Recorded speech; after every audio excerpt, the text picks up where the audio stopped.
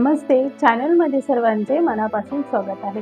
आज मी तुमच्यासाठी घेऊन आले आहे मुळ्याचे पराठे। चला तर मग वेळ न घालवता साहित्य पाहून घेऊया। इथे आहे मुळ्याची पानं घेतलेली आहेत, 3 कच्च्या मिरच्या, 4 ते 5 लसणाच्या पाकळ्या, 1 मुळा घेतलेला आहे, जिरे, मीठ, हळद, तूप, गव्हाचं कणिक, पाणी आणि तेल। मी इथे 2 वाटी गव्हाचं कणिक घेतलेलं आहे। आता यामध्ये आपल्याला काय करायचं आहे, अर्धा चमचा हळद घालायची आहे आणि 1 चमचा मिरची, लसूण, जिरे, थोडंसं जाडसर आहे ते घालायचं आहे।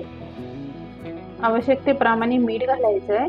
मुळ्याची पानं असतात ना, ती 3 ते 4 पानं बारीक चिरून घेतली, ती पण घालायची त्यामध्ये आणि मुळा किसून घेतलेला आहे तो पण घालायचा आहे आणि अर्धा चमचा जिरा घालायचा आहे।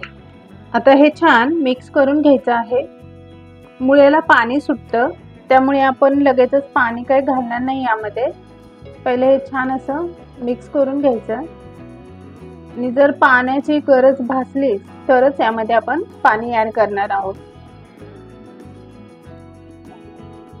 मुळ्याचं पाणी जे होतं ना, ते यामध्ये सगळं शोषून घेतलेलं आहे आणि हे जे कणिक आहे आपलं ते अजून कोरडच आहे, तर यामध्ये आपण आता थोडं थोडं करून पाणी घालायचं आहे।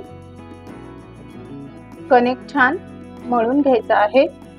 इथे तुम्ही पाहू शकता आपलं कणिक छान मिक्स करून झालंय आणि आता यावर थोडंसं आपल्याला तेल घ्यायचं आहे आणि एकदा ते पुन्हा असं मळून घ्यायचं आहे।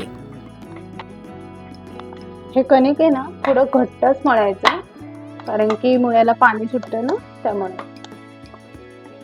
चला, आता कणिक तर मळून झालेला आहे। आता आपण पराठे लाटायला घेऊया। आता काय करायचं, तेलाचा असा हात घ्यायचा आणि तो पोलपटावर फिरवून घ्यायचा आहे आणि एक कणकेच्या उंड्यावर पण असं तेलाचा हात मागून पुढून लावून घ्यायचा आहे आणि मग लाटायला सुरुवात करायची आहे। अशा प्रकारे लाटून घ्यायचं आहे।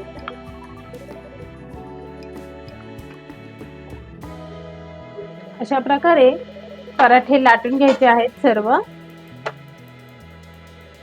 पराठे लाटून झाल्यावर शेगडी चालू करायची आहे आणि एक पॅन ठेवायचा आहे। पॅनवर थोडंसं साजूक तूप लावून घ्यायचं आणि त्यावर पराठे शेकून घ्यायचे आहेत।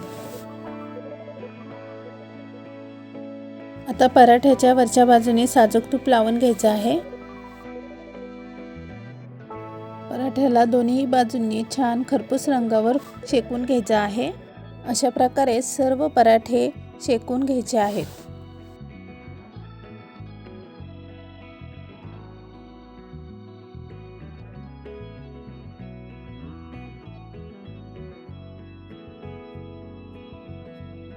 अशा प्रकारे सर्व पराठे खाण्यासाठी तयार झाले आहेत। आता याबरोबर गरमागरम चहा घ्यायचा आहे। मी इथे मुळ्याच्या पराठ्याबरोबर चहा घेत आहे। तुम्हाला जर चटणी खायची असेल तरी चालेल। अप्रतिम लागतात मुळ्याचे पराठे।